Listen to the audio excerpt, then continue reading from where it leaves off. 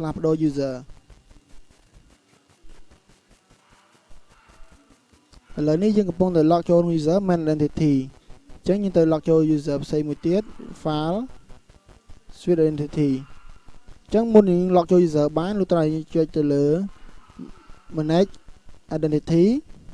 ហើយនៅត្រង់កន្លែង main identity នេះយកពាក្យថា missionary បាទហើយខ្ញុំ close បាទហើយ OK ហើយខ្ញុំ close ម្ដងទៀតហើយខ្ញុំសាកបើកពេលនោះវាចាប់ផ្ដើមឲ្យយើង log ចូល user ណាមួយណាបើសិនយក main identity យើង log ចូល user main identity បើសិនយក missionary គឺយើង log ចូល user missionary អញ្ចឹងខ្ញុំ OK អញ្ចឹងវាទៅទេយើងឲ្យ password អញ្ចឹងចាប់ផ្ដើម log OK អញ្ចឹងកន្លែងនេះបានថាវានៅពេលយើងបើកដំបូងវានឹង check mail ចេញនិង mail ចូលអញ្ចឹងខ្ញុំមិនទេ yes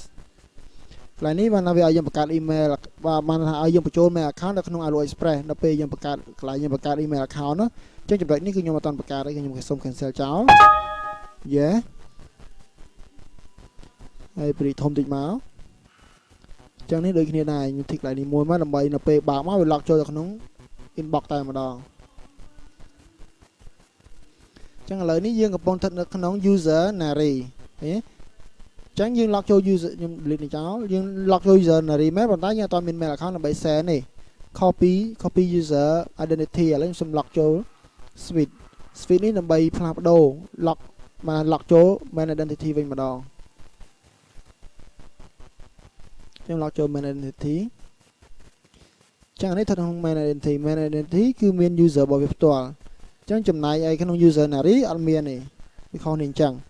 ហើយគឺវាមានយើងអាច send CC បានធម្មតាហ្នឹងសម្រាប់ user main identity ដែលមាន mail account ឈ្មោះថា nida@UPP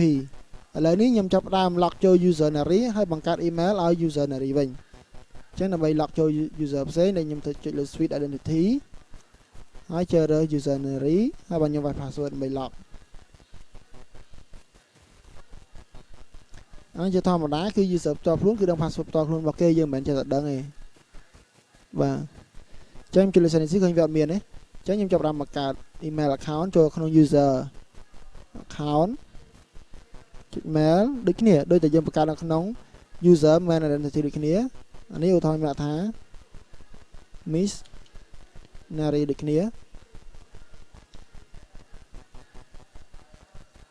ហើយ email គេគឺ nary@edu.kh នេះ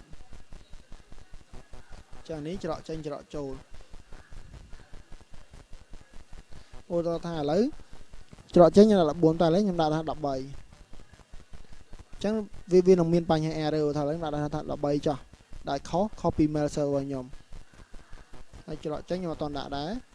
finish បាទ close អញ្ចឹងខ្ញុំសាកល្បង Sanity ចង់តេស្តថាតើនៅពេលដែលខ្ញុំ configure mail account វាត្រូវខុសអញ្ចឹងពេលនេះវាចាប់បាន connect ទៅកាន់ mail server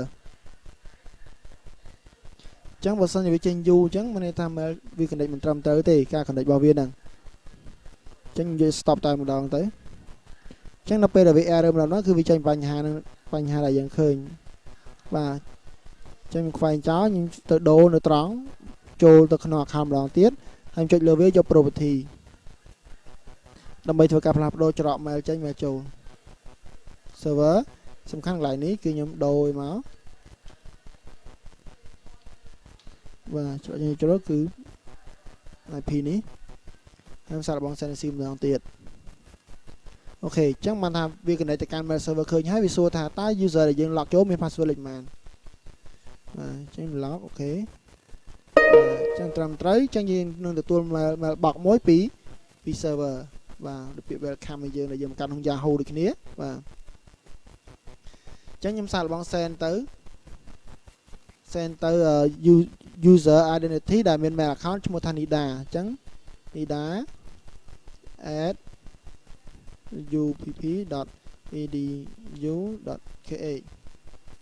ញ្ចឹងដាក់ថា am nary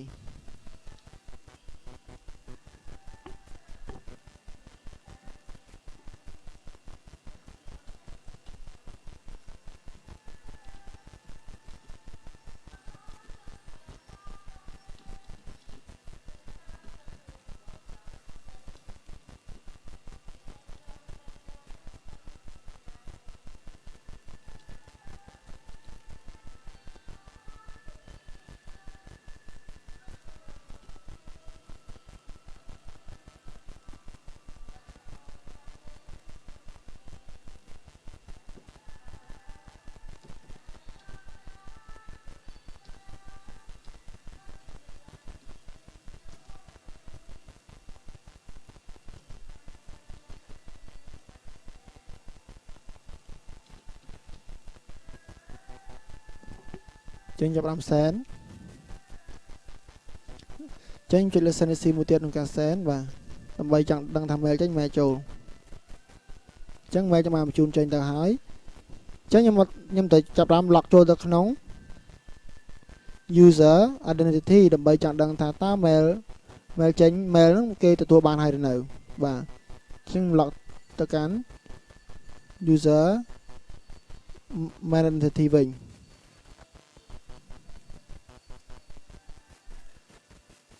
បាទចឹងនេះចឹងគឺទៅផ្សេងមក Miss Nari subject គឺ am Nari ហើយយើងបានសែនថាអ្នកហើយ you ហ្នឹងដែលខ្ញុំបានសែនមកហ្នឹងអូខេតោះនេះចឹងខ្ញុំសូម reply ទៅវិញចឹងខ្ញុំចូលសែនខ្ញុំទៅ reply ទៅឲ្យ Nari វិញ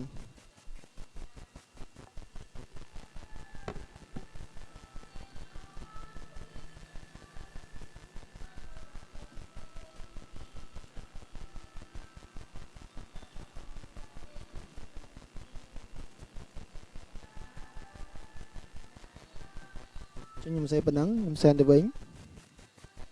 បាទខ្ញុំចុចលើ send receive មួយបាទដើម្បីបញ្ជាក់ថា mail យើងបានចេញបានចូលហើយនៅតមកទៀតខ្ញុំចាប់តាម log ចូល user Nari វិញនេះដោយសារខ្ញុំមានតែម៉ាស៊ីនមួយខ្ញុំខ្ជិលធ្វើច្រើនបាទសំចាំតិចពេលនោះយើងនឹងទទួលបាន email មួយបាទអញ្ចឹងក្នុងការដែលយើងធ្វើការបង្កើត user និង switch user ទៅបានបញ្ចប់